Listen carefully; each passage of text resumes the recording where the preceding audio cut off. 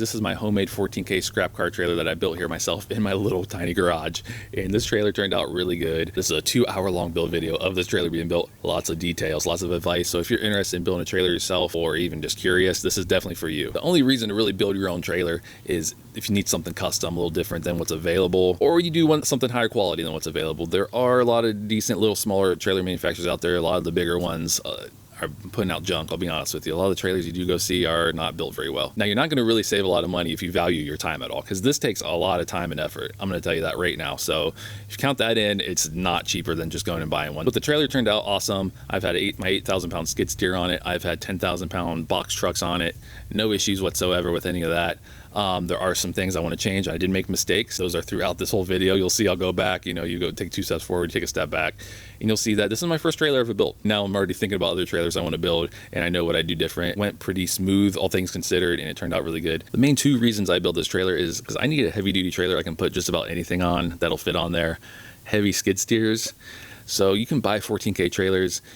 The cross members, though, they'll use like 3-inch C-channel, and that's fine. Some of these skid steers are really heavy, especially in the back, and it's narrower. You'll start to bend those cross members on some of those trailers. They're not specifically equipment trailers. Equipment trailers are usually narrower so that the weight's more to the outside of the main frame, right? So I need to address that issue. And also, my old trailer that I've been using for the last 5 years for scrap cars and everything, it has the middle open. So what would happen is I just wheel myself under there and cut catalytic converters off of these scrap cars and stuff. And that turned out to be something that works really well for that. So those were my 2 goals with this trailer. And I achieved those by designing a trailer with an outer frame and an inner frame. So I could have the front and like an open pit, basically, think of like doing oil changes or something. And it works great for that too. You just drive a car up there, drain the oil, drive it off, stuff like that. And I used my old trailer that way, although it was sketchy. It was real sketchy. It had barely any cross members. The only reason that old trailer worked is because tires of most cars would sit right on the main frame rails, just hug it barely. And there wasn't, it was sketchy, but it worked for a long time. I get under it sometimes. I make sure I had jack stands and everything, so I didn't want to die. I'm not worried about that with this trailer at all. It's built insanely stout. Do a walk around of the trailer, show you off some of the design ideas and features of this trailer. Now, the general design of this trailer, it's a wraparound tongue, single frame rail deal on the outside. And the reason for that is ground clearance and over a stacked tongue deal. If you stack the tongue, it's going to be too low to really roll yourself under there. So that's the main deal for that. And you can see the middle's wide open under there. Try to show you underneath here just how easy it is to access a car from the bottom. So it being a wrap tongue design, having this real long tongue up here changes a few things. You want to add some extra beef up here. Maybe you don't need as much as I got. I got 2 6-inch channels on the outside, 2 5-inch channels, which are part of the inner frame, and also a 6x2 by quarter wall middle tube. So, and that is tied in directly into the coupler, which is a Demco 21,000 pound coupler, and it has gussets on and everything. You'll see in the build video just how heavy duty that is. It's actually kind of insanely overbuilt. We got a Harbor Freight jack. We got a Harbor Freight toolbox, which holds the battery for the winch plate welded on. All this stuff's from Harbor Freight. Good old Harbor Freight. So up here I got these tire stops. Now this design with this wrapped tongue, basically your deck isn't going to come up very far. So I made this tongue 30 degrees. I've seen people make them 35 degrees, 40 degrees. Problem with that is you're not gonna be able to turn the trailer very sharp before it hits the back of your truck. So if you see a trailer with more tongue angle than really like 30 degrees built like this, keep that in mind, because you're not gonna be able to turn very sharp or back it up very sharp, because it's gonna run in crush your bumper real quick. And I've seen them, they're out there. I don't want to name any names. Not a good design though. So it's got some length to it on the tongue. Most trailers, the deck will usually come up to like right here. Now think about it. You can't really use all that deck space anyways with the tires. You can't put a tire of a vehicle all the way up here, because the front of the car is going to be in the back of your truck. It's a lot of wasted deck space, so really nothing wrong with this design. I can put a truck tire all the way up right on this front cross member. It'll hit this front stop, and the front of the truck will hang over right up here, just about hit the back of the box here, so it works out perfectly. Coming back here, I made a little place to mount the fenders out of some round tube and some channel.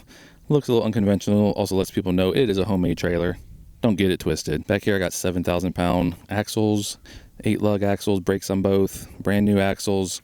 I got these wheels off of Facebook Marketplace. I got 6 of them for $150 Really good deal. You can see the clear coat's all nasty coming off. That's what happens to these. But hey, I didn't pay $200 a piece for them, so I don't care. I paid $150 for 6. Got some brand new tires, slipper spring set up in the middle. Talk about that plenty. Coming around to the back, you see we got a big old dovetail on this trailer. One thing is a pet peeve of mine. I don't like trailers with short little dovetails, or that, and they sit high and they got short dovetails, because then your ramp loading angle is really extreme. Bottom out cars, you'll rip the front bumpers off of cars all the time. And when I'm dealing with scrap cars, I really don't care, but if on the off chance I got some decent, I don't want to rip the front bumper off. So these flip up ramps I made in the back here, that is some serious, I forget what the alloy is called, but I bought this off a McMaster car. Some serious like tool steel solid bar going across there, because I don't have a support going up in the middle. What happened when I loaded a skid steer and I had just a light tube going across, it actually pushed the back of the trailer down. So the skid steer got on there, held it up by the kicker, and bent the tube up a little bit. Solved that problem real quick with that solid bar. It's like tool steel or something. In the back, this is a 6 by 1/4 inch flat plate. I cut light holes out. Got extra support in there for the ramps. All that, they'll slide back and forth. This is out of poop pipe here is what they call it. Literally some stuff I had laying around, just made some little tabs. That's all you need. You don't need anything crazy fancy for that. We've got the frame rails coming all the way back. Got reverse lights. You need those. I'm telling you, there's nothing worse than backing a trailer up when it's dark out and you can't see anything behind you. It sucks. So the trailer turned out awesome overall. It is a little on the heavy side, and you're not going to get around that if you're building something like this heavy duty with this type of design. You got inner frame and everything. It's going to be a little on the heavy side. I did try to save some weight here and there, but you know, I am already thinking about building another trailer. It's a little lighter duty just for everyday use, because towing around something empty like this kills your fuel mileage a little bit. So these are things to consider, and that comes from someone. I'm using my old trailer, weighed like 1,500 pounds or something, and I put all kinds of crazy stuff on that I probably shouldn't have. I'm used to towing that thing around. It feels like you got nothing behind you. When you put a 3,000 pound trailer behind you, you know, driving it empty, it feels like it's you can tell it's there. You know what I'm saying? Either way, my goal was to build something I could put just about anything that'll fit on it. I'm pretty confident I can, and also have some other features that you can't find normally in other trailers that you go buy. I'm pretty sure I achieved that, and I'm pretty happy with it. So onto this build video here. You guys, this is 2 hours, guys. There's a lot of details in here, me welding and cutting and fabricating this thing. And at the beginning, it's slow, and that's because that's where you're laying it out, and that's, you know, it picks it up pace. At towards the end, I kind of stopped filming towards the end, and it cuts to me painting it. And I'll have a wrap up at the end of this where I talk about some things that I'm going to change on the trailer when I get some time. So there's a couple things I need to change that should have been designed right, and that was my fault. If I had just talked to someone that built trailers, and the guy I bought these axles off of, he builds trailers professionally. He has literally a trailer company, Riser Trailer Manufacturing. I could have asked him these things, and I'm confident he would have told me exactly what to do, because I'm sure he figured those same things out when he was building his first trailers too. So I could have asked him some advice. I'm sure he would have told me. But hey, you live and learn. You learn the hard way. It's my first trailer I ever built. I won't make those mistakes again. Picked up the C channel and the angle for my trailer build here. If you had some nice concrete, you would not want to be doing this. That last one was a few inches over 20 foot. Yes, a little 3 extra inches. Oh, they're all 3 inches over 20 foot. So I'm wondering, if they get 40 footers and they cut all these in half, how are they all 3 inches over 20 foot? That doesn't make any sense. I feel like that's a win, because I was right on the edge of the 20 foot. I'm glad it ain't short, that's for sure. I am seeing why they gave you a few extra inches too, because these are like share cut, and look how bad it screws up the ends of these. They're completely jacked up, it's bent out. So it's a good thing to give you a few extra inches, because this is no good right here. It needs to be cut off. First thing I'm gonna do here, I'm gonna go ahead and cut these messed up ends off. You see how deformed these are, because they like shared them. And also it's important to start noting at this point in this build that some of these pieces do have curves to them. They're bowed a little bit, and also there is a crown side. I mean, so you're gonna wanna go crown up. This one definitely has a slight crown, but it's quite straight down this way. The last piece that I set right here, well, it had a pretty good bend in it, so I'm not going to use that for a main frame ray. I'll use that for cross members and stuff. Anytime you're using a grinder, guys, always use earplugs. You know what? I blew my ears out. I built my buggy, and I used the grinder so much nonstop for pretty much like a year and a half straight. Every time I'd work on it, and I never use earplugs. And you don't really realize it, but it's very loud, man. The grinder is very loud, and it hurts your eardrums. I had tinnitus maybe a little bit before, but it's a lot worse now. So that's just my warning to you. Put earplugs in when you're using a grinder. And I do have a cold cut, a Milwaukee cold cut circular saw. However, I'm trying to get these pretty accurate and straight, and I'm not confident with that saw yet to be able to get this straight with that. I will certainly use it for cutting cross members and stuff, but the grinder, I'm confident with the grinder, and I can get a straight cut here on the ends of these, just square this up.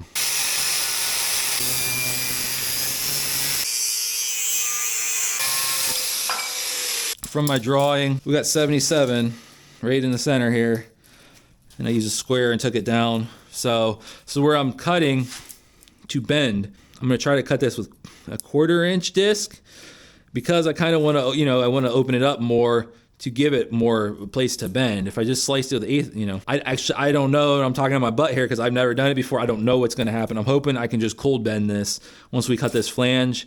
I'm hoping it'll cold bend, then I can gusset it and everything. I don't know though. I don't know how that's going to work out. I'm gonna be honest. I'm quite anxious about that. The couple things, you know, with the tongue design, you know, with it sitting up this high, again, it's looks wise. It's not, you know, you don't have that thick front section look. There is a thing to keep in mind. If you are doing a normal like stack tongue where you just have a box, a square rectangle front, and then you got your tongue underneath your trailer, if you're doing something like that, make sure that you run that tongue all the way back. It has to come all the way back, folks, to where your front, say right here, I put that front bracket for my trailer suspension. Right here, you need to bring your tongue all the way back here and double it up the whole way.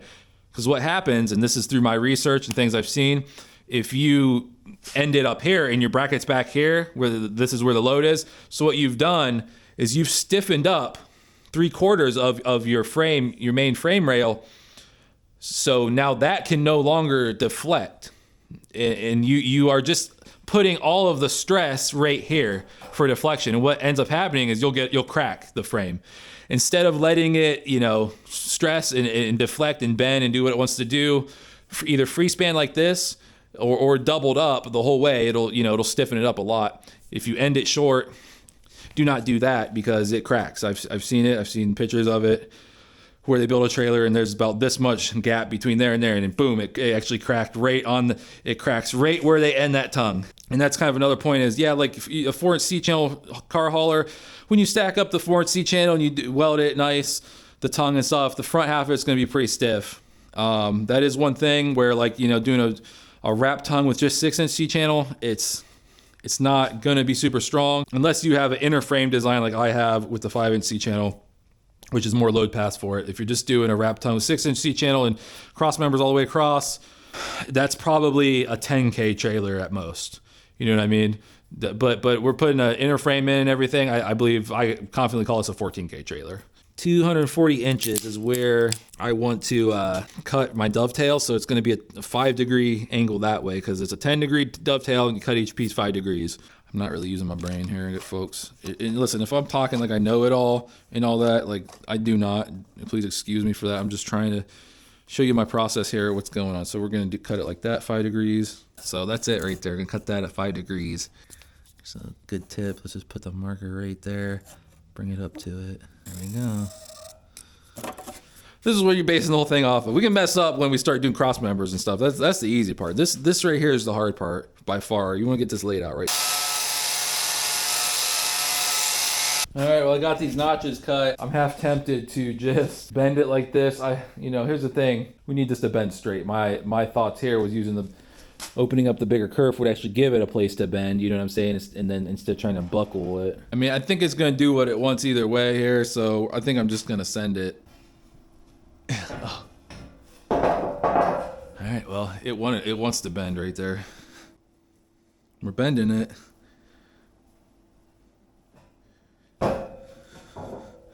So kind of like I was concerned about, you know, it's not that bad though. Just hope it's straight. Let's see. Let me look down at what's that look like. Oh, it looks straight, folks. It looks straight.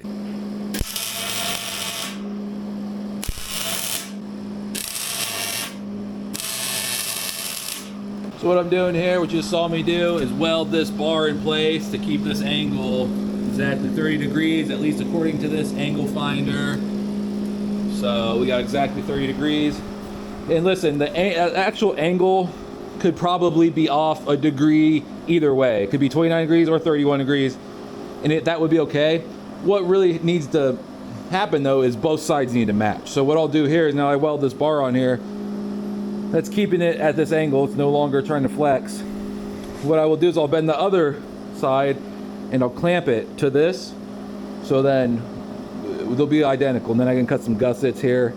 And in this part of the build, folks, is the time to take your time and really be careful and try to be as precise as you can, because this is the hard part. After this, once I get these main frame rails laid up here, it's all it is from there is just filling in pieces. You know what I'm saying? So this is by far the most part that you should spend your time on to try to be as accurate as possible with this stuff. So that's what I'm gonna do. I'm gonna kind of make this a jig for the other side, make them identical. I'm gonna try out the Milwaukee cold cut saw on this one.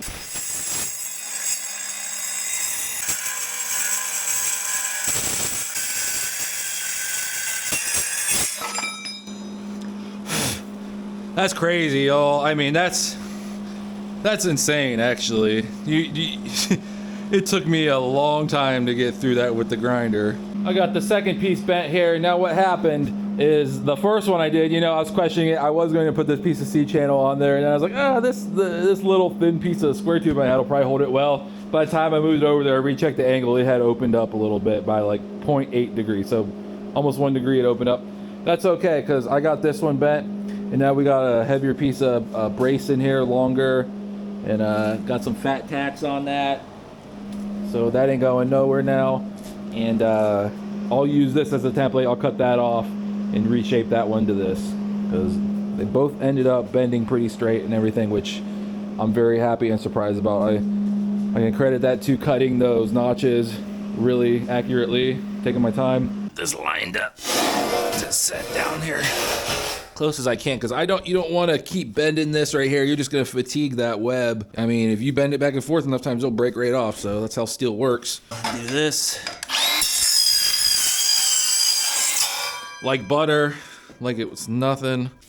Try to just break this off of here.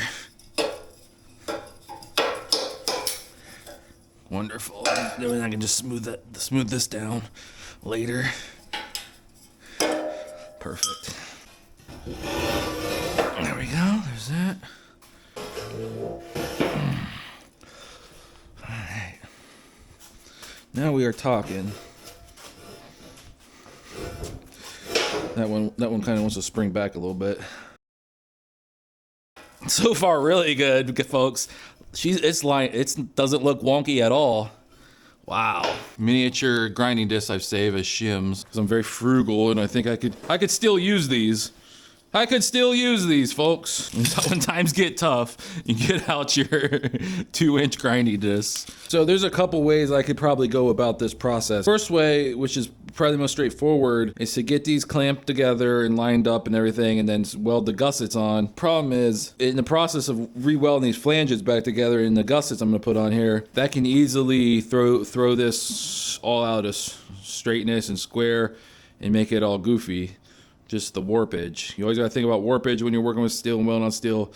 C-channel, I don't think warps as bad as like rectangular tube. If you weld on rectangular tube though, you'd be surprised. I mean, it'll bend like this. Even the biggest piece of rectangular tube, you put heat to it, it'll bend like nothing. But I go in here and I start gusseting this. It's gonna pull it and do weird stuff that I don't want it to do.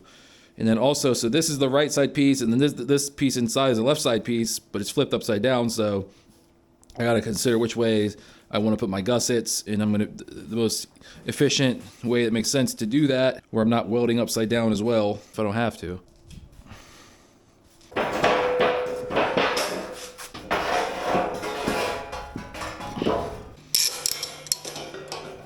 So what I'm looking for here is for this to be equal distance on either sides, then we'll know it's directly in the center. So pull it back just a smidge. Probably extra precise here for a trailer, you know what I mean? But a lot of times if you're working on something this big, even if you're trying to be as precise as you can, by the time it actually gets together, you know, things kind of come out of whack. So you might as well at least start as precise as possible. I got these clamped up together, satisfactory to me, and here's the deal. When they roll this channel at the steel mill, it doesn't come out perfect. I don't think these two pieces are identical, actually. Going through and trying to line it up, there's spots where one piece is wide, a little wider than the other piece. So it's not going to be a perfect thing, but you go through, just make sure it's as close as possible, which it is. I don't know. I really don't know. Something's funny though, but it's absolutely clamped together, very close, way better probably than any trailer manufacturer would do it. I don't know what kind of jigs they use to build trailers, like a big trailer manufacturer, but it's probably not this accurate is what I'm saying. So I'm going for precision here, and I'm gonna try to make some gusset pieces here for these. So I'm gonna 4 for the outsides, 4 for the inside. So I need to cut 8 pieces. And what I'm gonna try to do is start welding it, not fully, start welding them on what I can. Obviously I can't get to the inner ones on this. Hopefully try to keep it from moving around too much. You gotta do what you can do. I would hate to start welding on that and have one go, As of right now, I'm super happy because I didn't expect that by just stepping on these, I didn't really expect it to bend straight, to be honest with you. I was real concerned, but so far, very happy. Well, I went from this, I wasted like 2 cutting discs with the grinder trying to cut this weird disc or brake pad shape out. Looks terrible. So I got myself a thicker piece of paper here, perfect for this, and I made a nice template that actually looks sort of appealing. And now we're going with this type of design. Not cut perfect, but pretty close. I'll use the best ones for the top here. So what I gotta do is transfer, and now I'm using the Milwaukee, so it's actually cutting nice, some sort of straight lines here.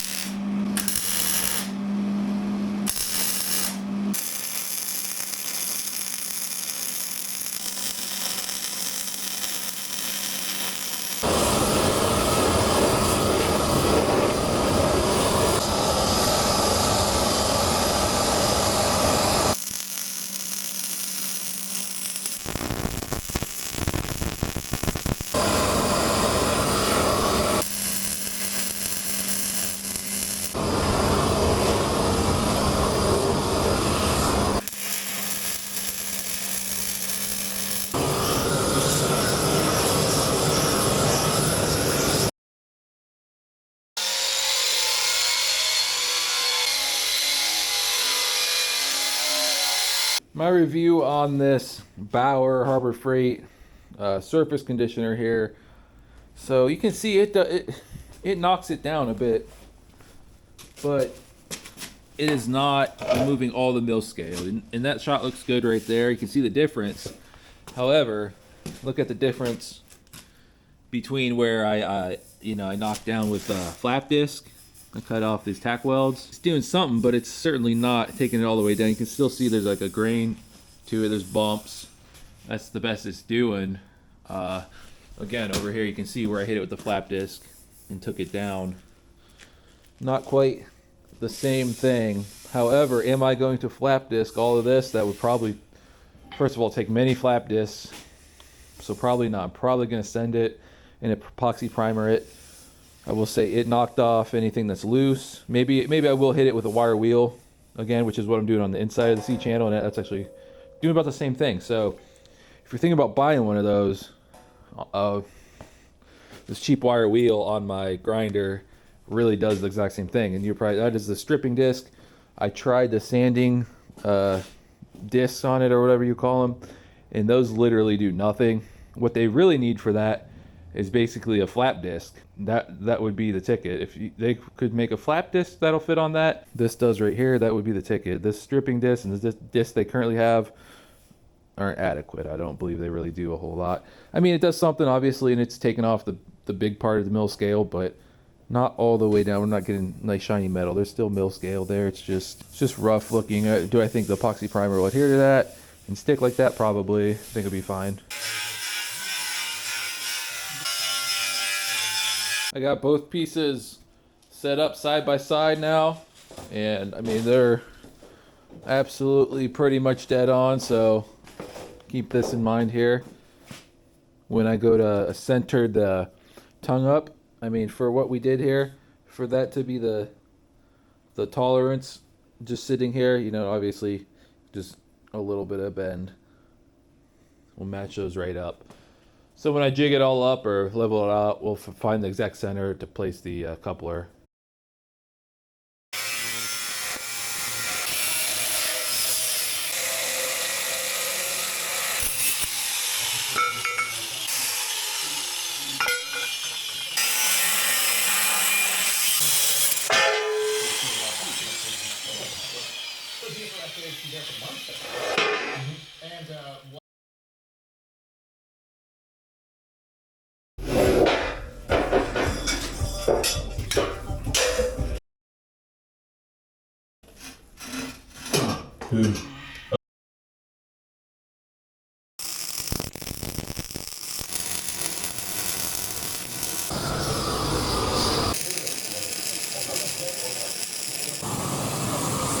So in case you haven't been following along, what I did here is I jigged up my dovetail the best I could. It's exactly a 10-degree angle, exactly what I wanted. I cut those at 50 inches. You know, it's a 4-foot dovetail. I think when I was drawing it out in SketchUp, I think I drew them out about 49 inches or so. I went ahead and added an extra inch to the dovetail. It ain't gonna hurt nothing. Now, with a long dovetail like this, if you're doing a regular trailer with just the main frame that comes back here, you gotta consider how much leverage is coming off of this 4-foot dovetail. That's why a lot of smaller trailers, they'll just do a 2-foot dovetail.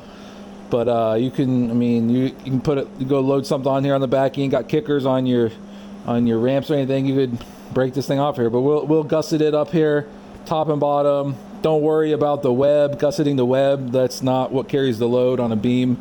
That just is shear strength. All the load is transferred to the flange, so that's what really matters. We'll get those gusseted up. Now this trailer is also going to have an inner frame too. Now I'm going to have 2 more 5-inch channel pieces coming back to the rear end, so I'm really not worried about this being extra strong and gusseting it crazy. I am going to gusset the flanges, but I'm going to have, it's going to be overbuilt back here. There should be no reason for this to ever break or crack, so I'm fairly happy with how straight and square I got it. You can see I clamped a piece of a little 3-inch channel I had here to get this all straight.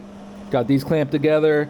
I mean, I'm fairly certain I've made a very accurate mirror image here of these mainframe rails. They're very accurate, without having some sort of exactly flat true surface to, like, you know, like a jig table or frame table or something to build some on. This is as good as anybody's gonna ever get. I went overboard. You can see me preheating and post-heating stuff a lot here, and a lot of that's probably unnecessary, but I start hearing stuff creaking a little bit. First of all, it's cold outside. I want to get the penetration in these welds, so I preheat it, and then I hear it creaking. When it starts cooling down a little bit, we'll apply some heat. Say if this is where the weld is, we got it hot right here, heat on either side, you know, get the heat spread out, basically, is what you're trying to do when you post-heat something. Don't put more heat where you already put heat, just spread it out more so that things won't pull one way or the other.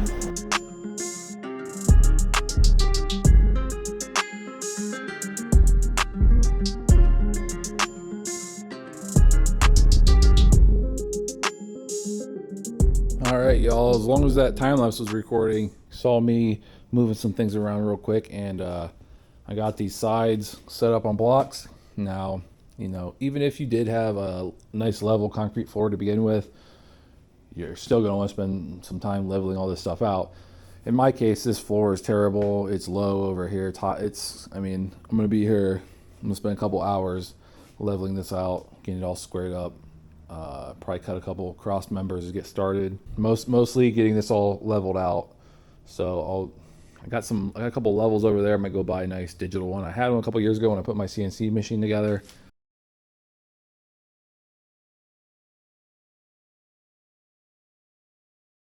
Started shimming up this thing to get it level. You know, use wood for this. I have a 2x4. Those are 1.5 inches thick. I've got a piece of pine here. It's 3/4 inch thick, and then I got some 1/4 inch thick Luan or whatever right there. It's probably less. It's less than 1/4. I think as long as we get it dialed in within that range between the 4 corners, that's probably more than good enough for a trailer. I mean, it's going to twist anyways. You know what I mean? But so if I get finer than that, I'm going to be sticking a little piece of cardboard. This concrete floor is really wonky, and you'll have varying results if you have some decent concrete, very minor adjustments. I had to do some big adjustments here.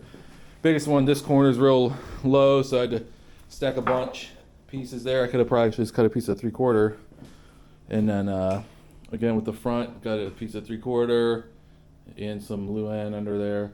Then I actually had to lower this corner back here. It's no 2x4, just got a 3/4 and then 2 pieces of luan. And so this is in the ballpark. I'll fine tune it some more.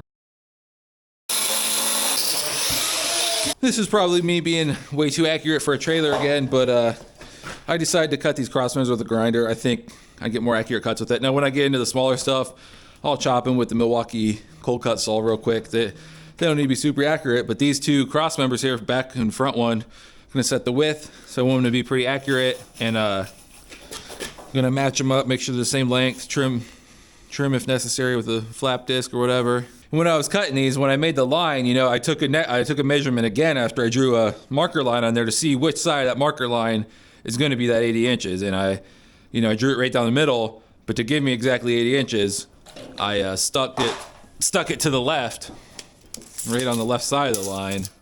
So you'll see if I measure this, it should be exactly 80. See, spot on 80 inches, not, you know, one way or the other. If you go right down that marker line, you're going to end up a little short or a little long. That's why you go back, take another measurement, see which side of that marker line you want to stick to. Get you exactly that 80. Now what I decided to do is make it really easy. Is for whatever reason, when I set the C channel on my, you know, I had my brick set over here, my shims. I set it on the shims. It wasn't really lining up right at the top, at least. Maybe the C channel varies in width. Actually, I know it does because I set 2 pieces side by side and they're not exactly the same. So, whatever reason that is, I want the top to be flush. So I clamp the piece 2x4 here, and we'll just drop it right on there, and it's hanging off of that, and that's the way I'm doing that. And other thing that I had to do is this C channel is not perfectly straight down this way here on this side. It's actually like bowed out a little bit, so it has a crown to it. It comes out like this. So I had to go in and grind, and I did a little too much. There's a gap, which that's actually a good thing because get a nice weld in there. It's good for the weld. Make sure it really, you know, gets in there. I had to flap disc some of that out in the middle of these, and then it's lined up by the flanges, which is fine.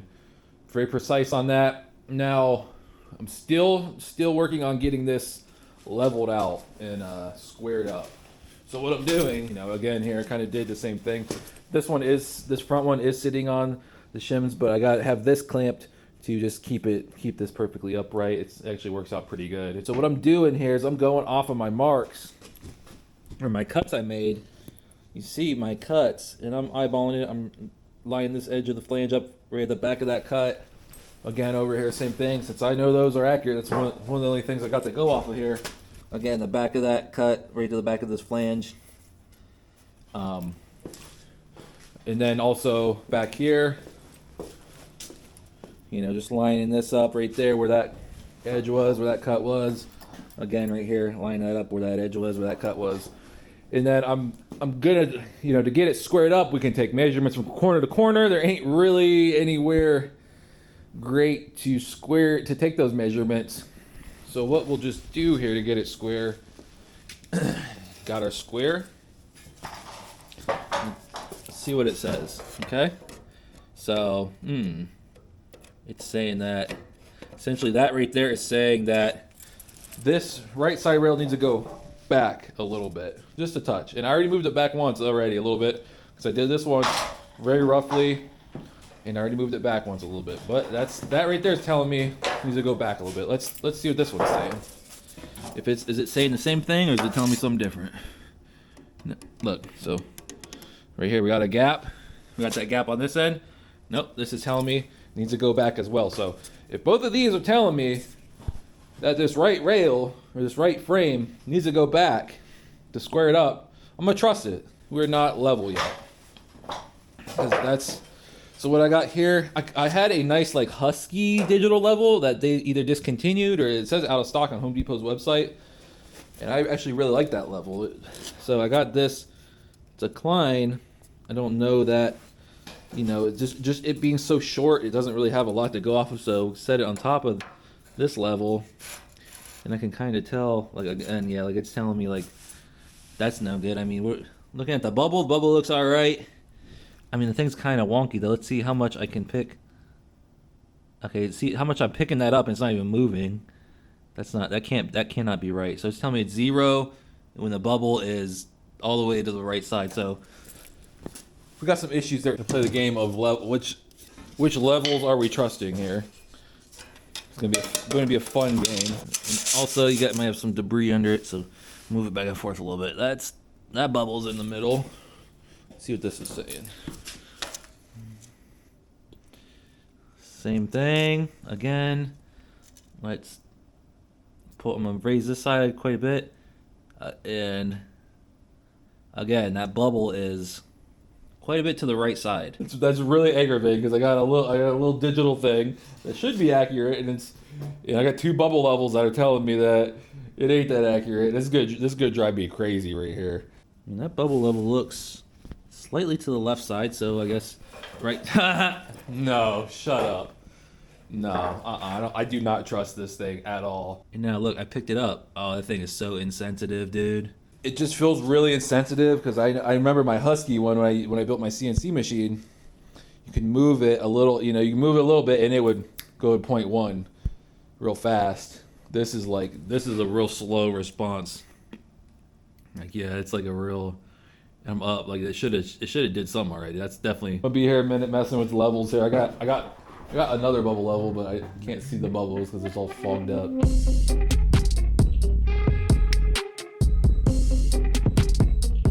Hit a little bit of instant gratification here, I mean, it was something I wanted to check too before I get way doing this, make sure I didn't screw it up. But here's the coupler bracket that I'm going to be using.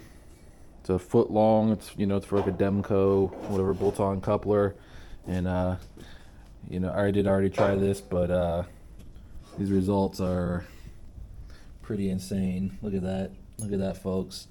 This is what some careful planning, design, and fabrication will get you here. Not just that, but look down there. If you look at my 3D model, and I can show you, I wanted it right on the edge of that radius. Is right where I wanted that to land, and that's exactly where it's at. I am just about ready to start welding this in place here. Now, my OCD really took over, and I just want to make sure it's right, man. I don't know. I don't want to get down the road and be like, man, that trailer is honestly, you could be off so much more and not ever notice that it's off. You know what I mean? There's going to be a pretty big margin for error.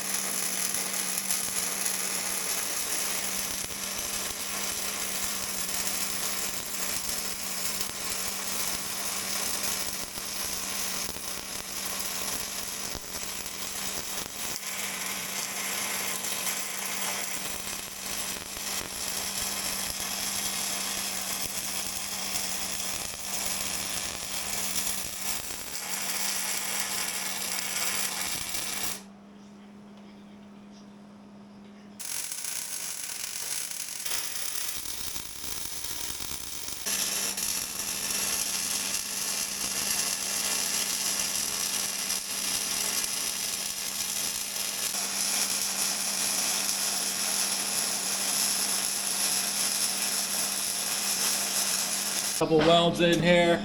I'm gonna think in these inner corners here, I'm gonna do 2 more passes.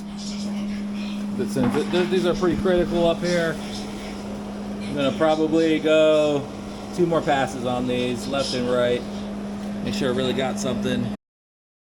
Back at it here, folks. So I've taken some of the 5-inch channel and clamped it along the outsides, because before I start trying to get these brackets set up where the axles go, I need to know where I want to put those.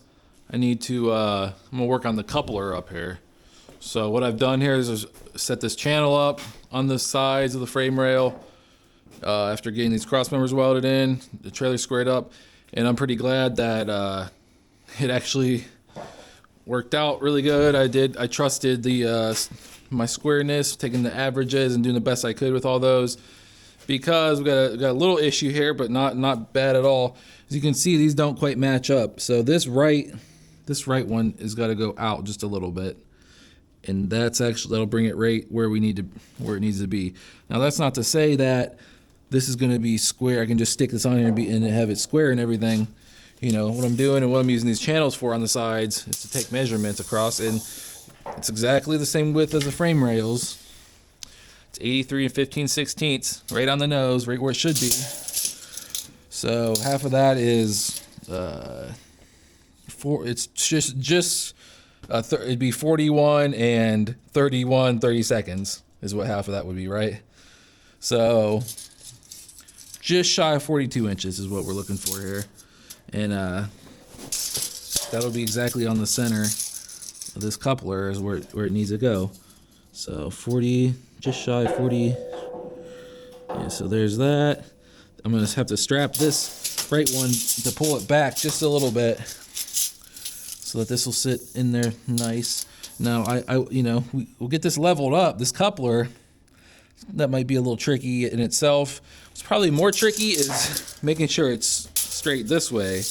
That's probably going to be the trickiest part of this. To get y'all up to date on what's going on here, I was fiddling around with this a little bit. So my centerpiece, a tube that's going to go from the coupler back here, I had from my CNC machine I built, I had this piece of 2x6 3/16 wall tube I was going to use. It's the right length, except I had cut something out of this side. That right there screwed me, because then I couldn't use that. So I went and got some steel today. I picked up some 3-inch channel, which I'm gonna use that on a couple cross members, not all of them. And then I went and got a new piece of 2x6, and they didn't have 3/16 wall, so they charged me for 3/16 wall. But he went to cut it and realized they didn't have it, so he gave me 1/4-inch wall, which is fine, but it's a little heavier. As you can see, pretty heavy stuff. A little extra weight that I didn't really need, but what are you gonna do? I'm not really complaining, be a little extra strong. So now the garage is quickly turning into an extreme mess. I gotta start cleaning things up. I'm using this as a shelf. That's how things go when I start on projects. It just gets extremely messy really quick. Check this out here. What I did, I found the exact center, marked it. Now we're dead on here. We know where the exact center is. Okay, if that makes any sense. However, I think what I'm gonna do, this has a nice cut from their saw, which is really, really square. It's really straight from the saw where they cut it at the, where we're about to steal out, the steel supply place. They have a really nice saw. So I think what I can do here is take this coupler and center it up on here and tack it on here right in the middle. And I think this is what I'm going to do. Tack this on here right in the middle, make sure she's real square and everything. Get it in there, and bevel my edges and stuff. This is real thick. And then that way I'll have this to go off of. I already marked the center on this cross member right here. That way we can just go off of that piece for centering this up, and then I can finagle these side pieces where I want them to go, because this one over here, you can see I got a little strap pulling it out that way just a touch. So all the time I spent fiddling around with trying to get this thing squared up, it paid off, and I did it right. And it took some time finessing it and getting a feel for it and seeing where we were at and getting the bearings. But it paid off, because taking measurements from that up there, which we know square, it's coming off these side rails, back to this cross member, back to that cross member, it's the same on both sides. Basically within, I'd say, a 32nd of an inch, at the worst a 16th of an inch at the worst, more like a 30. I mean, it's head nuts on, dude. So really, really happy with that. Well, their cut on the end wasn't 100% perfect, so I had to flap disc a little off this side and a little down here, and now we got it sitting, appears to be perfectly square. I trust this square. You know how you can check it square even though it's a cheap Harbor Freight plastic square? You set it up against some, draw a line like this, flip it, draw a line like this. If it's the same, then it's square. So that's how you check them. It's square. It's plastic, but it's square. So we're nice and straight, perfectly square up and down. Then I had to take a little off the side because it was turned. That was the main issue. It was turned a little bit. Perfectly square like that. You know what? If I determine that this is going to work, that this is all nice and square and everything, I'm gonna go ahead and weld this horizontal, make a much stronger weld that way.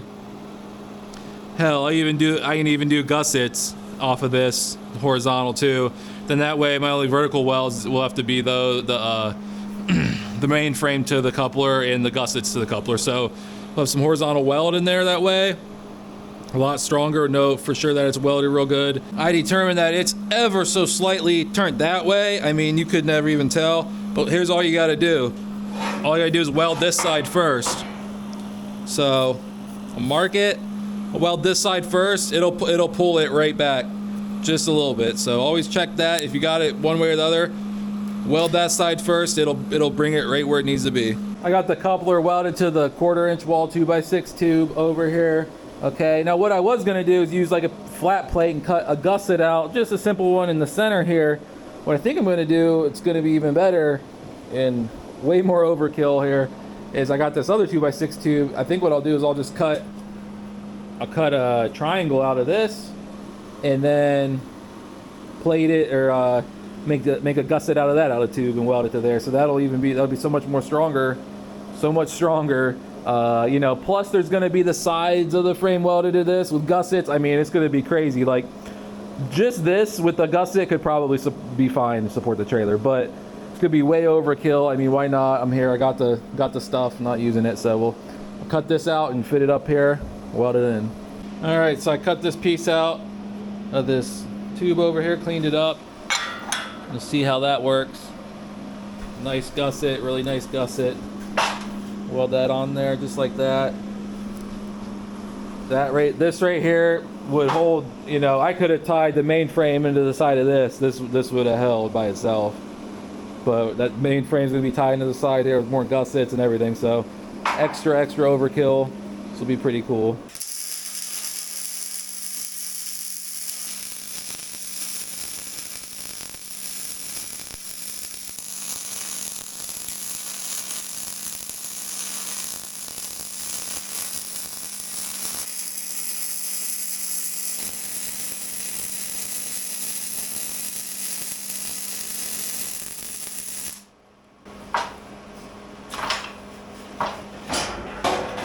I got that all welded up now with the gusset on it, horizontally welded.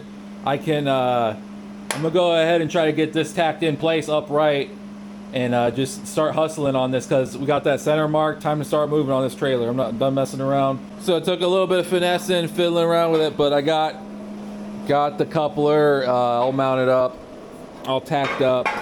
She's just tacked in there, but everything's where I want it. It's dead straight, dead center. It's all dead level. So what I'm doing now is I'm cutting out some pieces to go.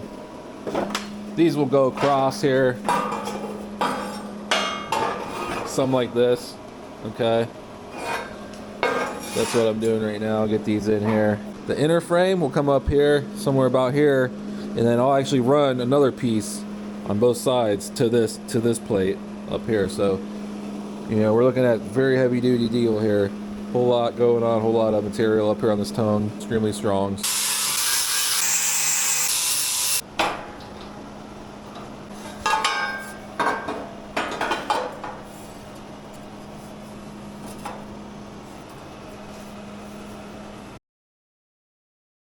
Okay, this goes to show nobody's perfect. I'm not here to represent that I'm an excellent fabricator or trailer builder. So we've got to make a couple little corrections here on this coupler. It's going to be impossible to see probably on the camera here, but that coupler is tilted ever so slightly this way. And it barely shows up on a regular level. You can barely tell, but it's not acceptable for me. And what had happened was I had pushed this side down into place a little bit, that main frame rail, and when I tacked it, it pulled it up and just gave it a little twist. I mean, you can barely tell. I can tell by eye more than on a level, to be honest. But I'm gonna correct that. Good thing, you know, I mean, listen, this is why you just tack stuff. This is all just tacked in here, so we're gonna cut those tacks out, correct it, make sure it's perfectly straight up and down, check the center again, make sure it's still gonna stay in the center. So I got these frame rails here. So being very, very meticulous with this. I want it to be good, I don't want it to be janky, so gotta take your time.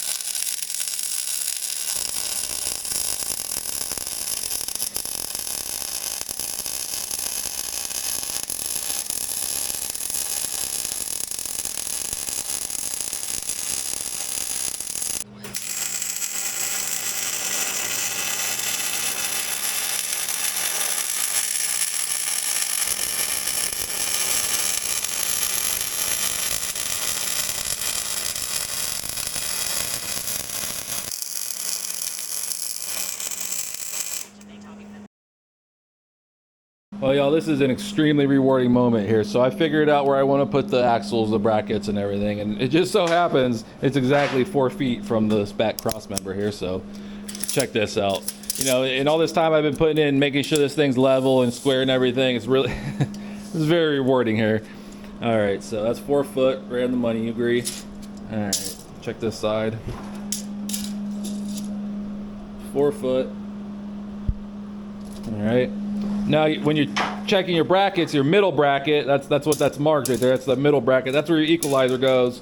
And that's actually the pivot point of the trailer. So that's where you want to make sure it's square. It's the main bracket.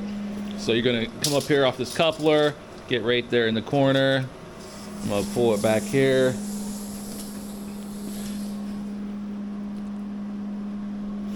$15 and 3/30 seconds. All right, check the other side. You ain't gonna believe this. I did not fool around with this whatsoever.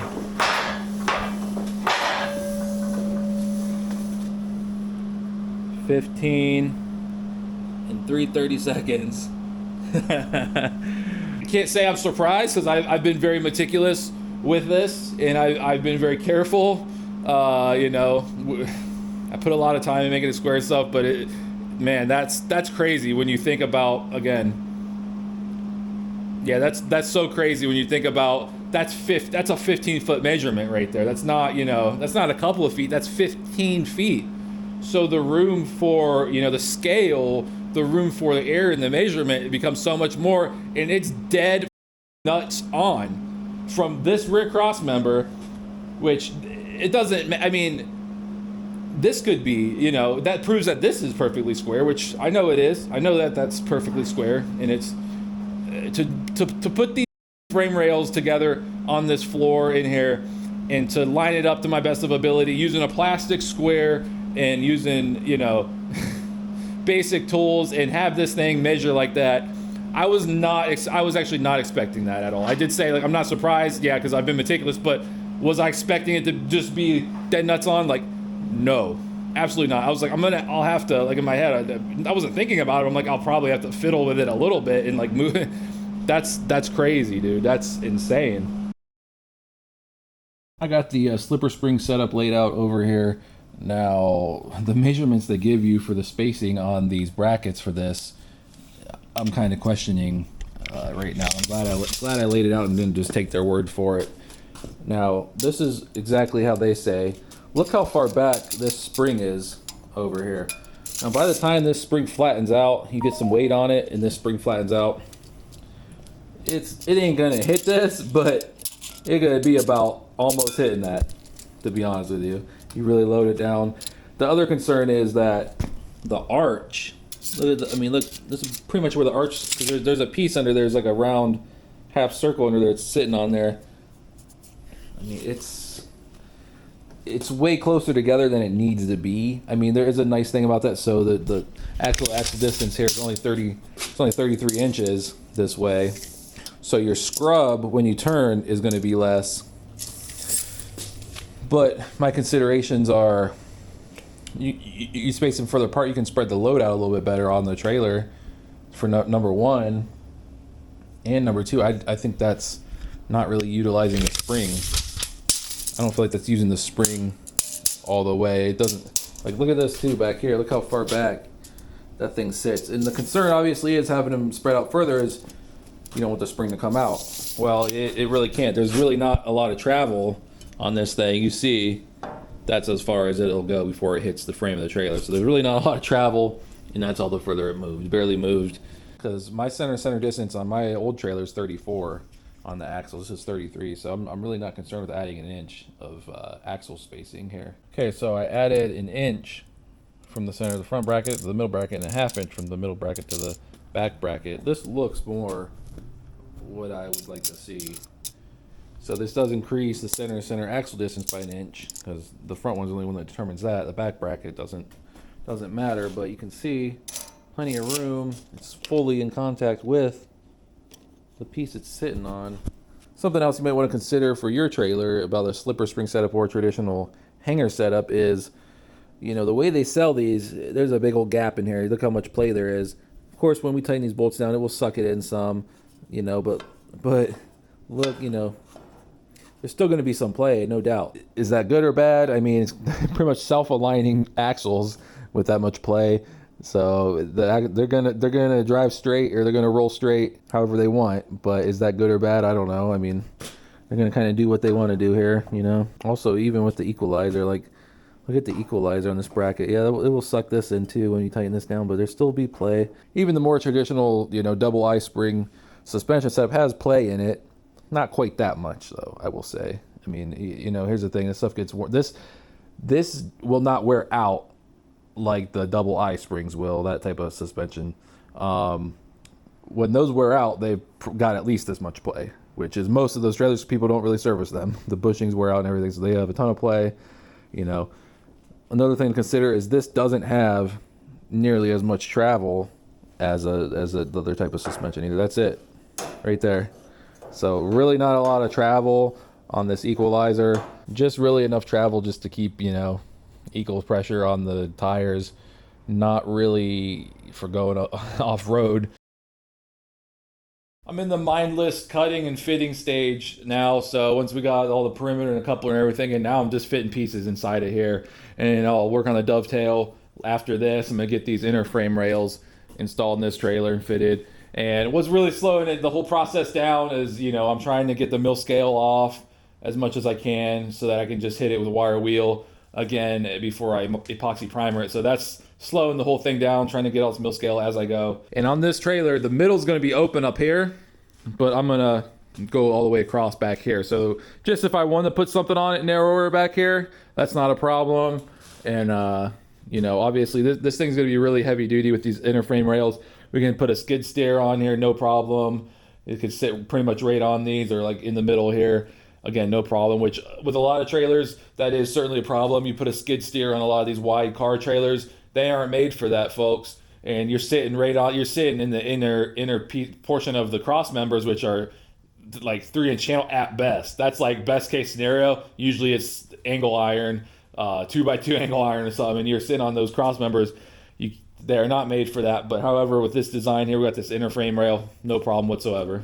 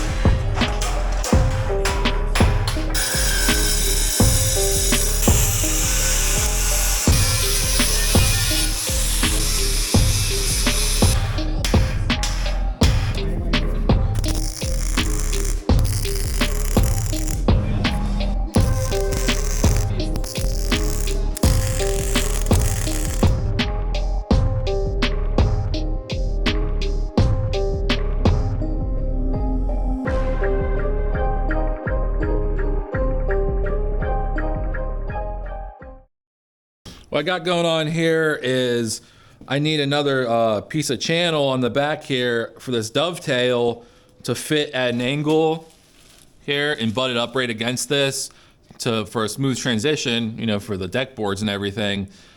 So it's at an angle, obviously, so I need to trim off some of this bottom flange.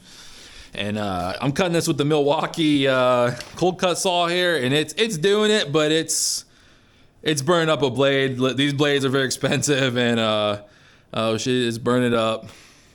It's burning it up. Yeah, this blade will probably be done by the time I get done to that.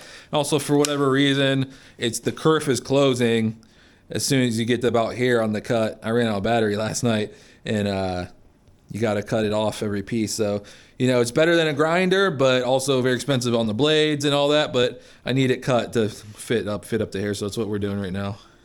So, you know, mistakes happen, and I cut too much off the bottom here. Look at this. Look at the gap.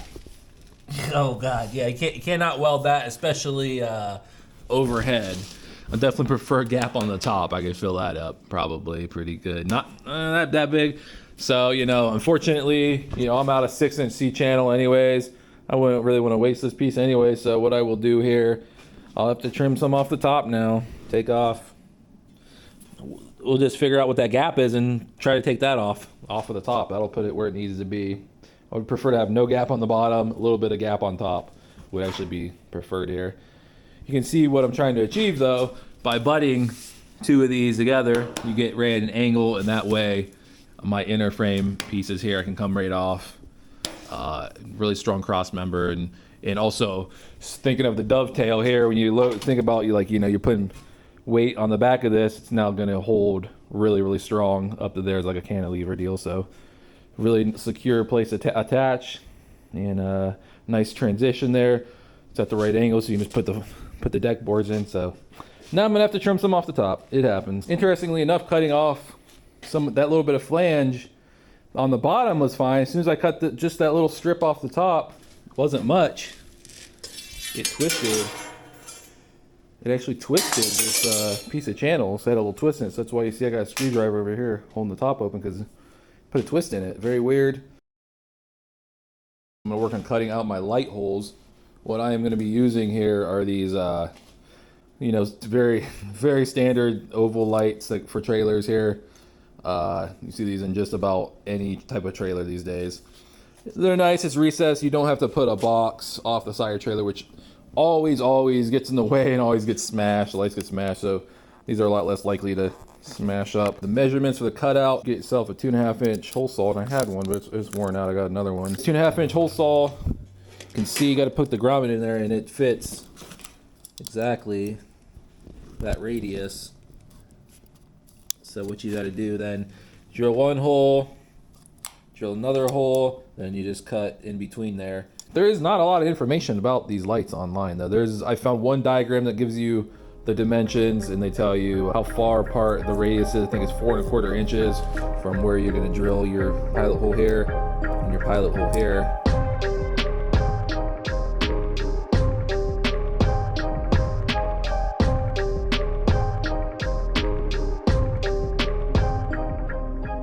Laying out your pattern or your spacing and marks for these lights is actually pretty simple. So you might have saw there in that quick time lapse. I think I got it set really quick on the time lapse. But so basically 6.75 inch wide is what you're measuring. So I'm gonna try to give you an example.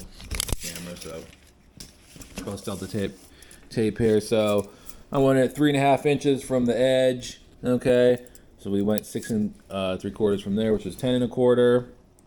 And then all you got to do is mark, you know, you find your center line obviously vertically where you want to put it, and then you mark just 1.25 inches in from either side, which in this case was having to be 4.75 in from that side, and then 9 inches right there. So you can see when we hole saw it, cut it right on that mark, it's right in the right spot with the hole saw. So that's it. And then all we have to do there is cut a straight line in between with a grinder. You know, homemade way to do it. We don't need a CNC machine or nothing, which I do have a CNC machine. Could have cut these off. I want to go fire it up, but not really necessary for this, I don't believe.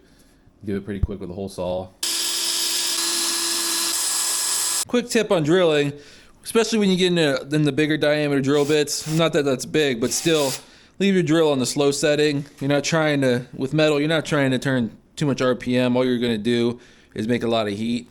You want to be making chips or a little spirally.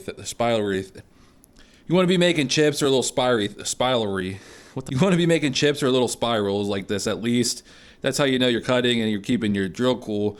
And I'm also moving around the holes because as soon as you get these bits hot, they dull out. So keep in mind the temperature of your drill bit, especially if it's a cheaper bit. I mean, it doesn't matter as much, but you definitely want to keep your drill bits cool.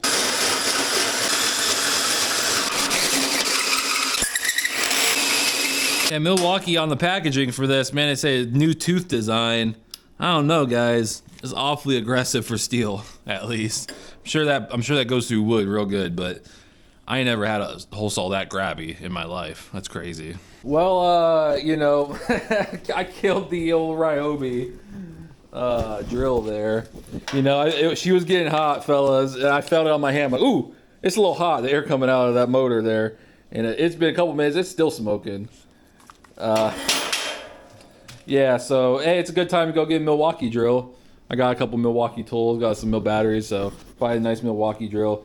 They are actually made by the same company. Obviously, the Milwaukee stuff is built, but it has better stuff, you know. Got the old trusty Harbor Freight plug-in drill out. And finish off these holes after the Ryobi burn up. I did order myself a new Milwaukee drill. That was completely my fault, though, man. I felt it getting hot. It was actually like burning my hand. The temperature of the air coming out of this thing has burned my hand. Should have stopped. If you're like me, you're wondering how these oval lights fit once you get that cut out. So there is actually like a lip on this deal here. I'll show you. So you can see, you know, this action camera ain't great at close-ups, but if you pull this up, you see that little lip under there. What you do, you push it back far enough to where now your piece of steel is up on that lip, and it's in there. They stick in there really good, you know. You gotta really try to get it out of there, and actually it really doesn't want to come out. So that's how these fit. It's just a friction fit, and seems to work pretty good. I'm actually kind of concerned about getting it out of here now. They're in there pretty good. Okay. See, so it's actually a friction fit. It ain't gonna fall out. They got these two little ridges on the sides here. Well, since I can't seem to drill these holes in this, I've been through several hole saws, and this is hardened somehow or something. Those are hard spots in that steel. This whole section. I don't know what's going on. Waiting on another drill. I'll get it eventually. But I'm gonna start cutting some cross members over here, so I'm gonna start getting some of those tacked into place. So since I'm gonna have a wood deck up here, and the wood's gonna sit in here nice and flush like this, I'll just cut this 2x4 up here and clamp it to these cross members and just set them on here so that the depth will be adjusted equally and it won't look all wonky.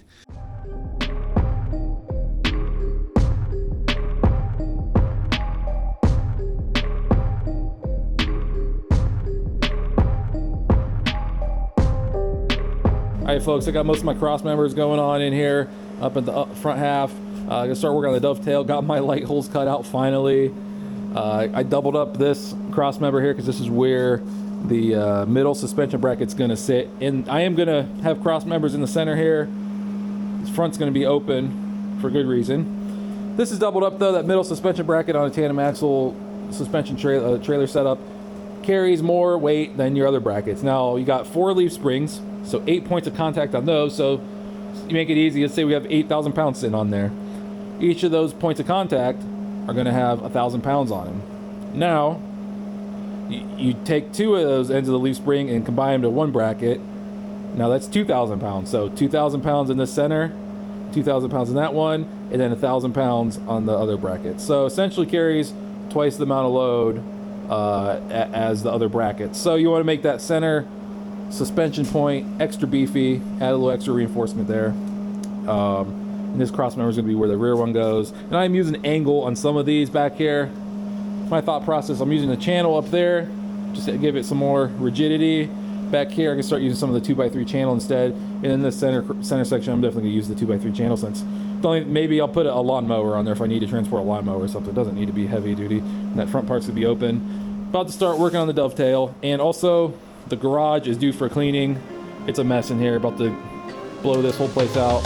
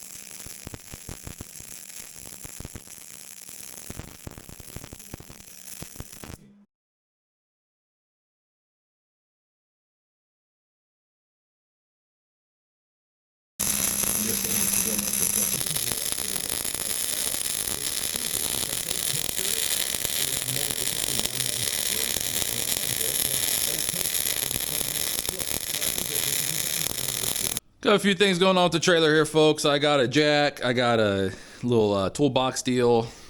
This is all Harbor Freight stuff right here. So this is a nice little box. Put a battery in it for a winch, and that's probably it, really. Some other little stuff, some straps maybe. But I don't want this stuff actually touching the battery, but you know, the battery terminals should be all right. Got a nice little 5,000 pound jack.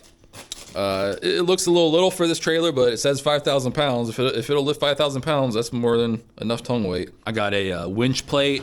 So this is for the 12,000 pound winch. I have one of these on my old trailer. To cut it down, I will mount it across from here to this inner one. Here's the bolt holes, so I'll just cut it.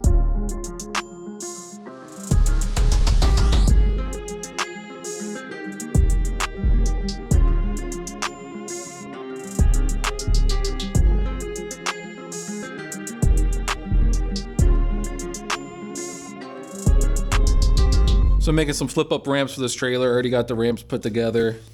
Got these all welded in. So I went ahead and hole sawed out the ends. So you can put a piece of tube basically through there. I cut this one too short, but you can see what the idea is, but I gotta cut a little more off like I did on that one, make it like a half moon type deal.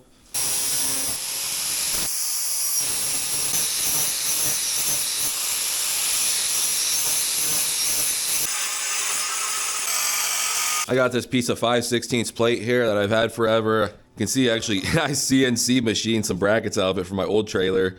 I'm not even gonna go into that. That's crazy. Maybe I'll explain it some other time, but yeah, I actually managed to CNC machine this. It used way too of a high RPM. Went through a few bits, but yeah, I'm gonna cut a couple brackets out now for my flip up ramps. I thought about doing a double hinge deal so that I could lay them flat like this for aerodynamic reasons, because you know, I mean, going down the highway with these ramps up, it's probably gonna kind of some fuel mileage, which kind of sucks. But it's a lot of extra bracketry and stuff I don't feel like messing with right now. I think I could probably adapt it in the future if I have something I really wanted to do. I could probably just turn these into it, make extra brackets and stuff. So right now these are heavy duty, they're nice and thick. And I'll tell you, that is way easier cutting this than how I cut this before with an angle grinder. It's hard to get through 5/16 with an angle grinder. It takes a while. Well, I got my brackets cut out for the ramps, for the flip up ramps. Came out pretty good. What I'm working on now though, jumping around here trying to get this thing rolling. I'm working on my hanger brackets for suspension. So what I got going on here, and you know, probably don't need to do this on a lot of trailers. Now I welded this middle kind of cross member in here, which is where the front hanger will go.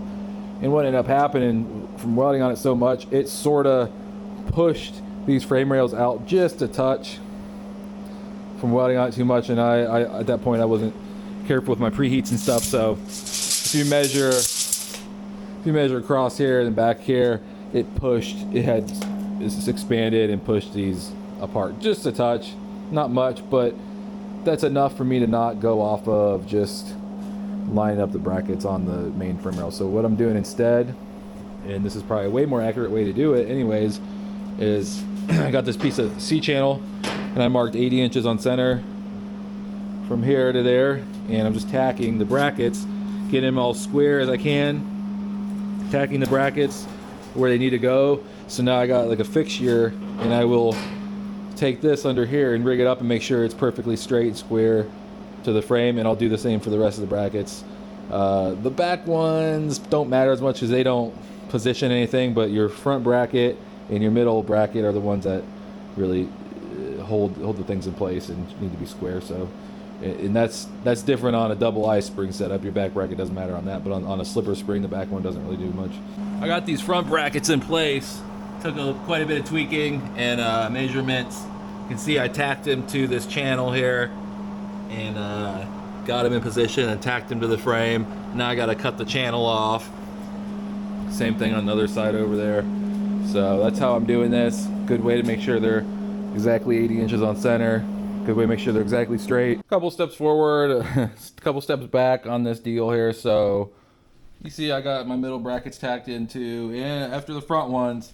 Now I know better because my faithful measurements were this middle bracket. You should always go off that middle bracket when you're setting the tandem axle, because that's actually the main pivot point of the trailer, especially with the slipper spring. That's the main thing everything comes off of. And I had started with the front ones, and I was just kind of measuring off my cross member here, which that was a mistake, because apparently it's a 16th out.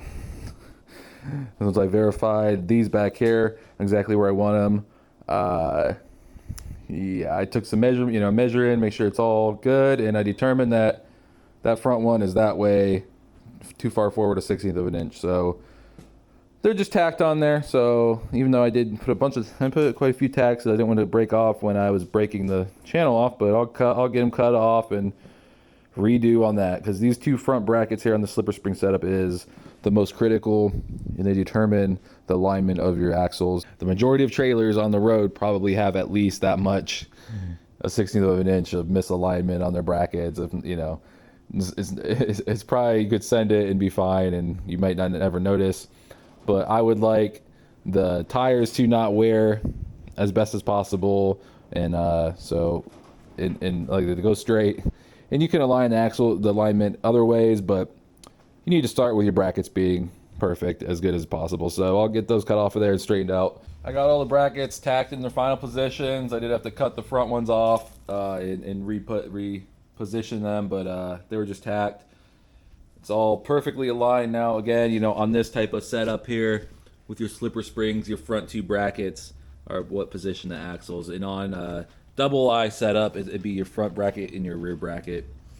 So the rear bracket on these doesn't quite matter. It can be a little off, but mine are spot on. Really accurate here. I'm gonna test fit this stuff. Looks good. You know, the amount of travel you get out of this is kind of not a lot. That's really all the travel you get out of this setup. So that kind of sucks, but what are you gonna do? I mean, this equalizer just bangs on the frame real quick. So now what I'm gonna do is I gotta reinforce. You can see all the hangers here. I have a piece of 1.5 inch solid bar. Now I should have just bought quarter wall tube. I don't know why I got solid bar. That'll go in between here and there and support that bracket.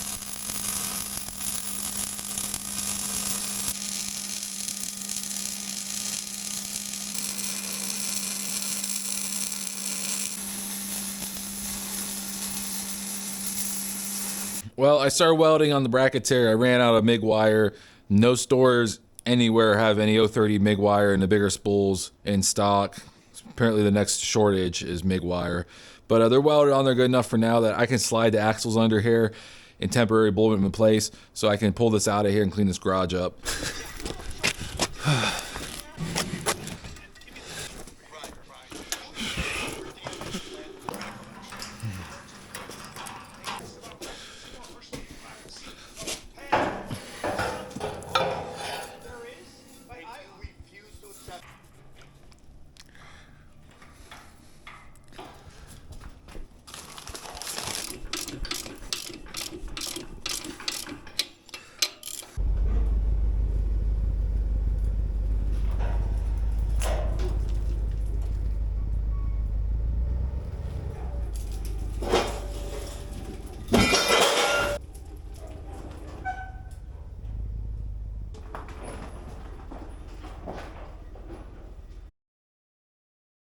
All right, folks, so it's been a minute here on this trailer deal.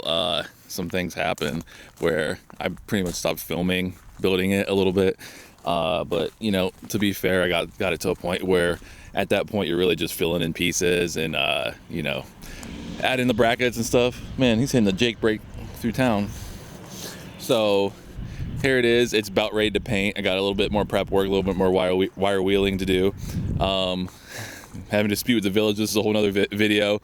And I could barely get it out of the garage because they're put these blocks up back here and stuff in this barrier. So that's a whole separate issue. And they had more blocks and they tried to block me in and stuff. It's insane. They're doing illegal stuff and harassing me and whatever. But back to the trailer. It's about ready to paint finally. I'm gonna epoxy primer it and then paint it with urethane automotive paint.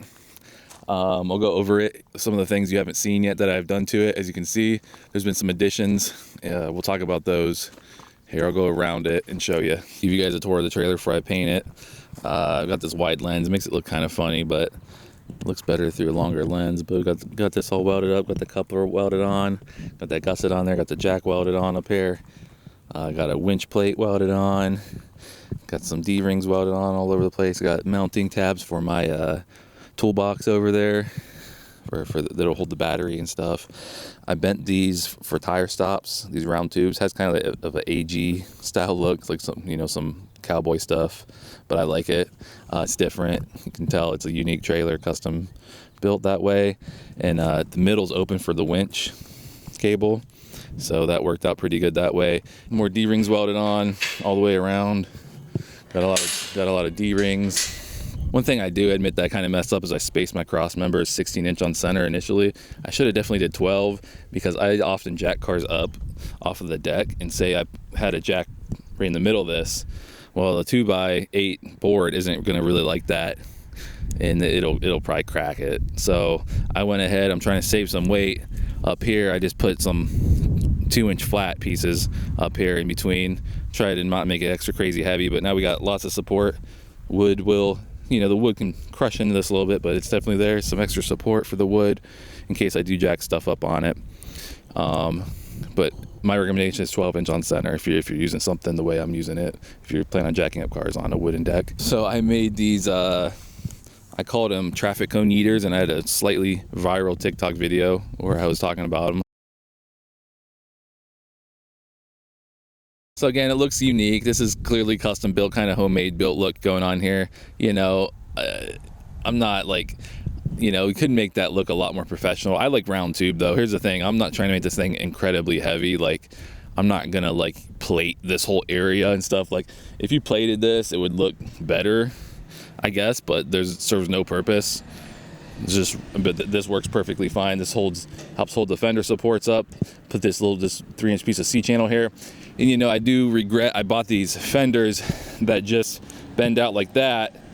And then afterwards I realized that they make some that bend down straight, bend up, and then go straight, where I wouldn't have had to curve this C-channel here. I could have put it flat if I got those fenders. So that's another thing I do regret.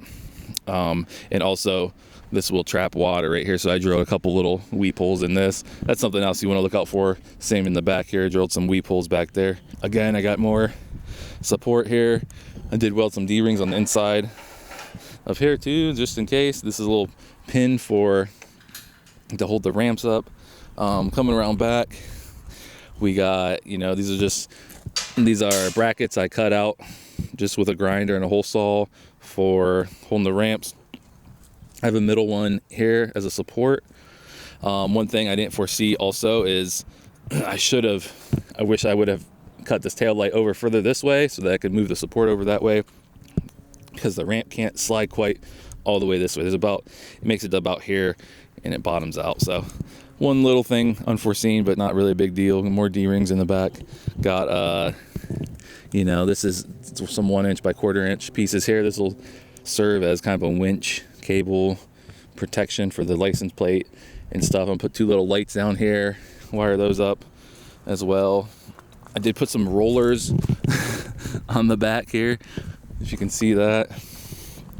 So that's really about it. Not too much. It looks pretty basic now that you're going over it, but when you're building it took a while. I mean, it takes a while. It's a lot of little details and stuff. In the garage, try to show you all the ramps I made, and these are also the fenders, which I'm not super thrilled about the fenders, and I don't really care about trailer fenders at all anyways, because I think they just get in the way either way. And I made them removable, so they're probably rarely going to be on the trailer. So I'll throw them on there from hauling some I don't want to get mud on or something, but that's about it. Check out the ramps over here. These are 3-inch angle, 3x2 angle, 3/16 wall. A lot of people are going to tell you like that's not heavy enough for ramps. And we'll find out. I got a skid steer. We're going to put the skid steer right up these ramps. We'll see if it'll bend them. I don't think it will. And I didn't use C-channel because I'm trying to save some weight. Again, I don't want this thing to be, the design of it is on the heavy side, but I don't want it to be like ridiculously heavy.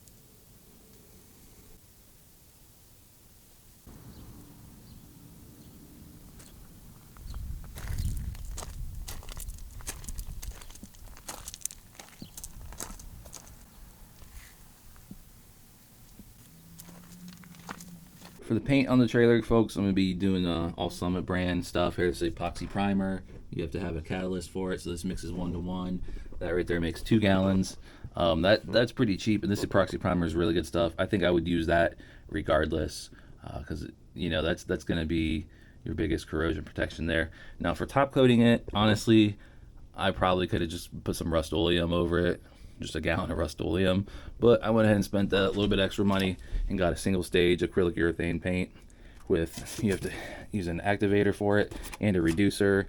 So you'll mix it 4 to 1-to-1. Like on your mixing cup here, it has a chart 4 to 1-to-1. 4 parts paint, 1 part reducer, 1 part activator. And I'm spraying it all with just your basic Harbor Freight gun. So this is the first time for me.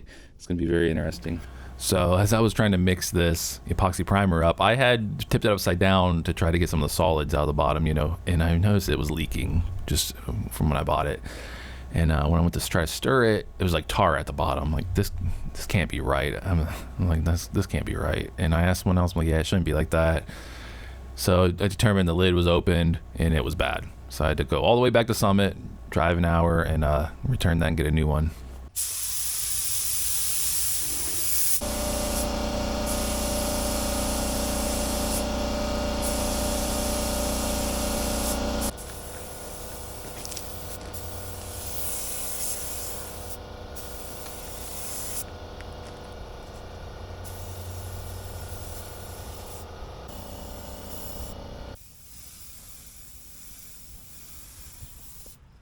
Last night I finished shooting the epoxy primer on this trailer and it looks all right. The stuff isn't, it doesn't set up nearly as quick as I thought it was. There's spots where I sprayed it real thick and it's plasticky, it takes a long time to cure. But there's a thing with epoxy primer, you're not supposed to, you have to top coat it within like 4 days or else you need to sand it after that. So you gotta get a top coat going over it. You can top coat it with anything, urethane, Rust-Oleum, whatever. I did buy some urethane car automotive paint to top coat it with, and I was on the fence about that after yesterday because it was a struggle, man. This is really hard to spray. I got it going good after a while. I got used to the spray gun and stuff, but turned out pretty good. I mean, we'll take a look at it here. I'll give you some close-up shots, but again, I spent 3 hours. I was out here spraying it. Sprayed almost 2 gallons because you buy a gallon and it has a gallon of catalyst. You mix it, and I just kept mixing it, dumping paint gun, spray belt. Close to 2 gallons, and I only got a gallon of the urethane, but with the reducer and the activator it'll be like a gallon and a half. It should be enough. We'll see.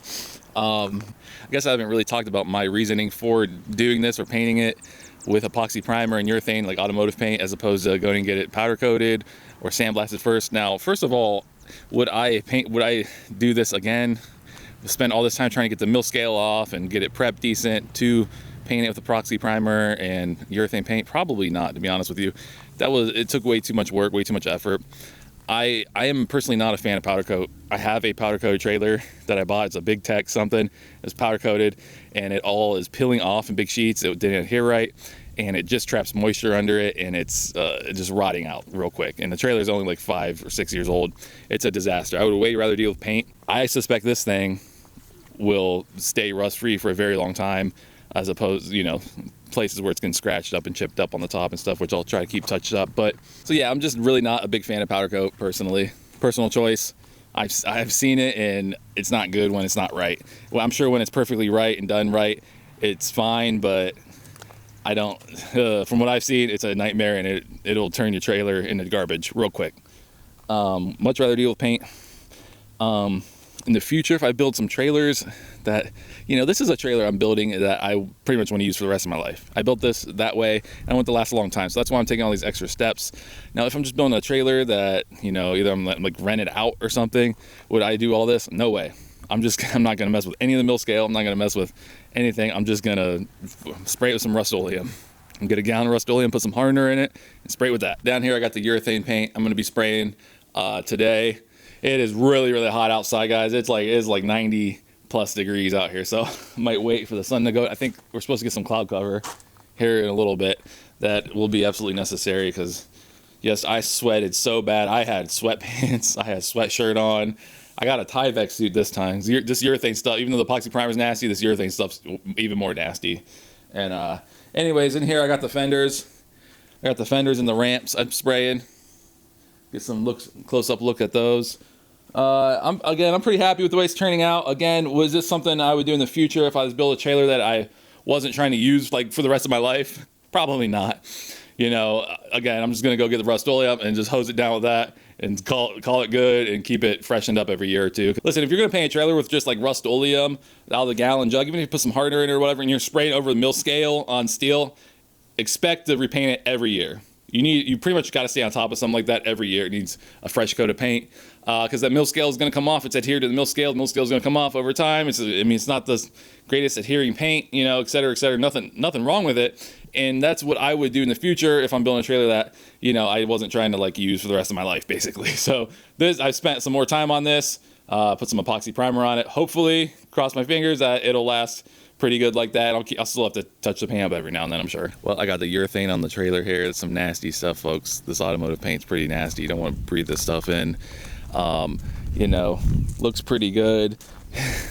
I was out here in the dark spraying this too. I mean, I ran into the night, and there's some runs. There's, you know, I put a headlamp on it. And it actually showed me a lot of spots where I didn't get it thick enough, so I had to coat those spots a little thicker and stuff. But you know, I'm out here in the dark painting this thing, but I'll tell you what, it looks pretty good for shooting in the dark. Really not a painter at all. Might as well be my first time painting something like this with a HVLP gun. I have used one briefly in the past for other little small stuff, but not like this. And it's not too bad. Really is not that bad. Overall, I'm pretty happy with the way it turned out, and more important than anything, it's not going to rust anytime soon. All right, guys, so at the beginning of the video, I teased something a mistake I made with this trailer, the design of it, essentially, when I was building it, and I need to change in the future when I get some time. And anyone out there watching this that builds trailers professionally or as a hobby, or even if you have a lot of experience with a lot of different trailers, you probably already know. Let's take a look. And this angle really exaggerates it because you're not counting the tongue and, you know, how long the tongue is, but you can see how far forward these axles look. Now, it's not so much as how far forward they are as how much is behind the axles, I guess. So that wasn't my original design. When I originally drew this thing up in SketchUp, it was, you know, I had the axles back here. Then I started second guessing myself. Instead of considering the empty handling characteristics of the trailer, I started thinking about what it's like with like a full-size truck on it. Because when you put a full-size truck on one of these trailers like this, you end up with a lot of tongue weight. They're really heavy in the front. You got to pull them up real far. You end up with crazy amounts of tongue weight when you're towing a full-size truck. So that's what I was thinking, and I'm like, well, I might as well move the axles up a little bit to lessen some tongue weight in that type of scenario. So instead of considering what the trailer would handle like what the weight distribution would be like with it empty, I was considering what it would be like with a load, and that's the wrong thing to do for sure. You definitely want to design a trailer and consider the axle placement for it empty. The funny thing is, this has no lack of tongue weight when it's empty. There's 13% tongue weight, so you know they'll always say 10 to 15% the total weight of the trailer should be tongue weight. Well, again, this is funny. I've measured it. It's got like 400 pounds of tongue weight at least. And that was actually before I put the spare tire on. So it's got more now. But more importantly, there's a lot of weight behind the axles with these ramps. Now, what this causes when this trailer is empty and I'm pulling it, and because it's also heavy, you get this thing on a bumpy road, especially, it wants to porpoise when it's empty. It does this. And you know, I've thought about it a lot. I've gone over it and why it does that. And it doesn't do it with the ramps off. If I take the ramps off, it's perfectly fine. And I made it better when I added the spare tire, and I also lowered the nose of it a little bit. I adjusted the coupler angle a little bit so it points down a little bit. That made it better. So it doesn't do this porpoising anymore on like relatively moderate roads, relatively moderately bumpy roads. But if I still get on a pretty bumpy road, it starts doing it real bad. And this is something that's really common with RV trailers. And another thing that's common with RV trailers, you'll notice, they usually don't have the axles towards the back. They got those things just about in the middle of those things in those camper trailers. And people complain about it nonstop on RV forums and stuff. So what I think happens here, and again, this angle of this trailer is deceiving. It makes these axles look so much far forward than they really are, because the deck of this trailer doesn't go up very far. So if you look at it from this angle, it does look kind of funny. It's like, wow, those axles are really far forward. But again, you got to consider the length of the tongue on this deal. What I think is happening though, more than anything, is because of the weight behind the axles. Again, if you take the ramps off, it's perfectly fine. It doesn't do that at all. So it's that extra weight back there. You'll hit a bump with this front tire. The front tire kicks it up. It wants to do this, and the back tire comes and kicks, and it does that. So it goes like, it just does that. Simple, very, very simple. And it is mitigated by more tongue weight. So if you load this thing, put a car in there, it's awesome. You take the ramps off, awesome, perfectly smooth. But it's annoying enough to drive me absolutely crazy when it's empty. When you're pulling this thing empty, it's a heavy trailer, and you could get away with this axle placement. If this trailer was 1,000 pounds less total weight, it probably wouldn't affect you that much in the truck. Like it's a big truck, it's a heavy truck. You wouldn't feel it that much probably. You know what I'm saying? So it's just a factor of getting into a heavy trailer. Got this much weight behind the axles. And again, I go back to the tongue weight thing. The rule is you got 10 to 15% tongue weight, you're good. It's not that it doesn't seem to be that simple, because I got close to it's like 14% tongue weight when it's empty or something like that. And that's not good. It still has this porpoising thing. So again, it's a factor of the axle placement. It wants to do this regardless. It just goes up, down, you hit a bump. So here's the solution to this. It's very simple. It was my original plan. I should have stuck to my original design. I don't know why I start redesigning things in the moment when it's in a tiny garage and I don't have any perspective of the overall trailer. I'm just in there like, I should move this here and there. That's dumb. Don't do it. Stick to your design. Number one. All I gotta do, and I got a whole foot, I got 12 inches, I can move these back. It's just metal, it's just steel. All I gotta do is cut these brackets off, and I will have to cut my things off the side. I'll cut these brackets off, I'll move the axles back. Not really that big of a deal, just takes a little bit of time and effort. So not a huge deal, but lesson learned. So anyone out there building a trailer, especially got ramps hanging off the back, you got a big dovetail, you got ramps hanging off the back, man, just get those axles towards the back. Wherever you think you should place them, move them back a little further. This is a really tricky thing because there's really no good compromise for axle placement that's going to work for every load. You know what I'm saying? Unless you make a trailer with slide axles, like a slide tandems, like a freaking semi trailer, there's no perfect axle placement spot that's going to work excellent for everything. You put a truck on, I move the axles back and I put a truck on here, it's all nose weight, it's going to have crazy tongue weight. It is what it is. At least I built the trailer to handle that. But if I put something on here that's real long right now, it hangs over the back, I'm not going to have enough tongue weight. And I encountered that when I put a box truck on here. And it's fine. I didn't go over 40 miles an hour. I felt it. I sure as heck felt it when I started getting hit about 50 miles an hour. It want to do that. I should have asked the dude I bought these axles off of. So Riser Manufacturing is his company. He builds really nice trailers, very affordably priced too. And I do notice, and I didn't put together, he seems to put his axles pretty far back on a lot of his trailers. So I promise you, if I had just asked him, be like, hey man, I'm thinking about this axle placement, I promise you he would have told me like, nah dude, further back the better. You got to design. Nobody wants to build a trailer and sell to someone and they tow it down the road and it's doing this. It feels like it pulls like crap. So you put those axles further back, it's going to ride a lot better empty. And I guess lesson learned, design a trailer for how it's going to handle empty, and whatever the tongue weight's going to be when you load it, it's going to be that. So lesson learned on that. It's not a bad fix. Again, it's just steel. It's just a little bit of welding, cutting and welding, and move some brackets back. So it is what it is. Other than that, I'm super happy with the trailer. The trailer's awesome. Other than that, thanks for watching the video, guys. Put your axles that way towards the back of the trailer as far as you can. That's my advice for today. Thanks for watching. So I'm building more trailers. I'm gonna build a little like roll-off setup. I was gonna build a dump trailer because I got these axles from my old trailer. I was like, I'm just gonna build a little dump trailer. I'm like, if I'm gonna do that, I might as well make a little roll-off setup or something. So I'm gonna build one of those. Some other little trailers and stuff. Might build a little hydraulic tilt car trailer. So I'll take the lessons I learned here and apply those to those, and check back, subscribe. Thank you.